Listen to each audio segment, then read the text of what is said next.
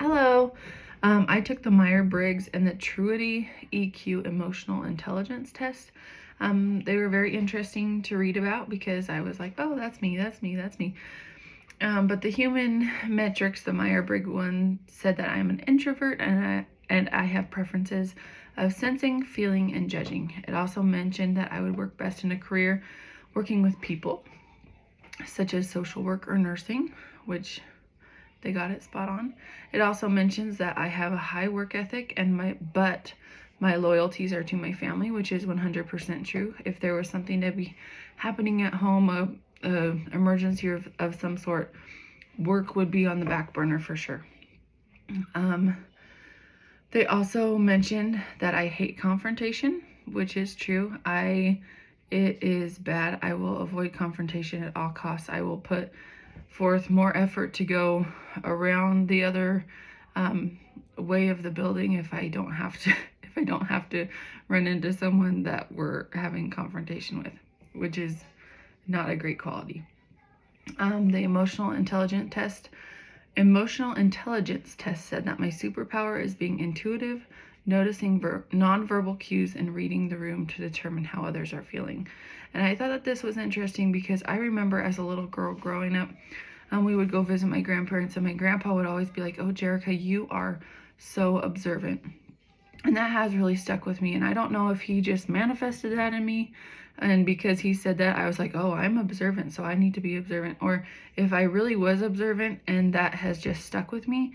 But I can tell people's emotions. Like, I walk in the room and it is like, oh, that person's happy. Oh, that person's sad. Oh, that person's going through a hard time. I don't know how it's done, but I just know.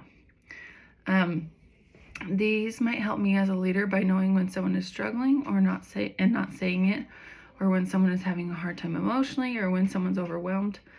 But these would not be great qualities when faced with conflict. And as a leader, I know that you face conflict a lot. And confrontation is not great for me.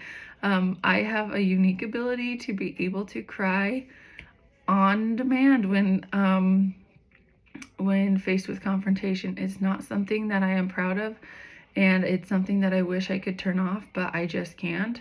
And I feel like I've gotten a little bit better as I've gotten older, and I have had more confrontation in my life, that I can just suck it up for a few minutes and then go in the bathroom or something and cry. But it is almost instantaneous when I can feel that someone is mad at me or that I did something wrong. The tears just come, which is not great. I have noticed though, when I am in a room, people stop talking poorly about others. I think it's because they notice that I don't talk poorly about others and I won't participate, and so they just kind of turn it off. But I've also noticed that I seem to be the therapist in the group. People just come to me and just load on all of their problems in their world.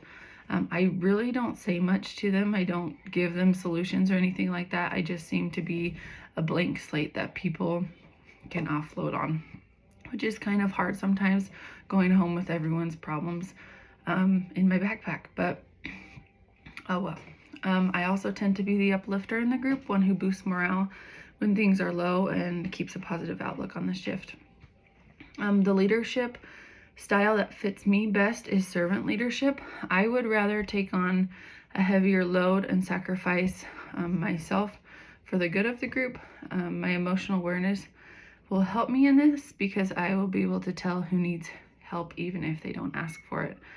For example, the charge nurse. I could tell she was taking a report on someone, and I was like, why are you taking the person? Because I saw that she had 4 people and I also had 4 people, and I was just like, yo, like I have 4 people too. So she stopped right then, and she's like, just a second, Jerica's gonna take the person. But I knew that for everyone else's sake, it was best that the charge nurse didn't have that extra 5th person, and so I was willing to take him. Where is it at? My leadership style would help others grow because it creates a safe place for them. They feel more supported and included, which would encourage them to do their best and try new things. Maslow's hierarchy of needs is a list of essential components of life that everyone needs in order to survive and thrive in this life. And the higher that you get on that pyramid, the more you are thriving instead of just surviving. Emotional competence to me means being able to tell when you should or shouldn't do something based off of another person's emotions. Emotional competence is being able to walk into a room and decide whether it's a somber moment, a moment of joy and gladness, or if they're just having a hard time. It's being sensitive to others' needs and desires as well. Understanding needs and emotions will help me and you be a great leader, as you can tell who is struggling, who can take on more, who needs some more encouragement. If you have emotional competence, it allows you to manage your emotions as well. One thing that I learned from the article called "The Relationship Between Nurses, Emotional Competence, and Evidence-Based Practices" is that when you are able to have a handle on your own emotions, you can better make safe decisions without letting other people's emotions or your emotions get in the way. That's not one thing that I had thought of when I thought of emotional competence. I had more thought of your ability to perceive other people, but from this article, I really did learn that emotional competence is also your ability to know yourself and your own emotions and be able to keep those under wraps.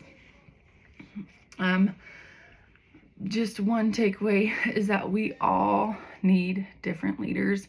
There's some people who need servant leaders. There's some people who need more authoritative.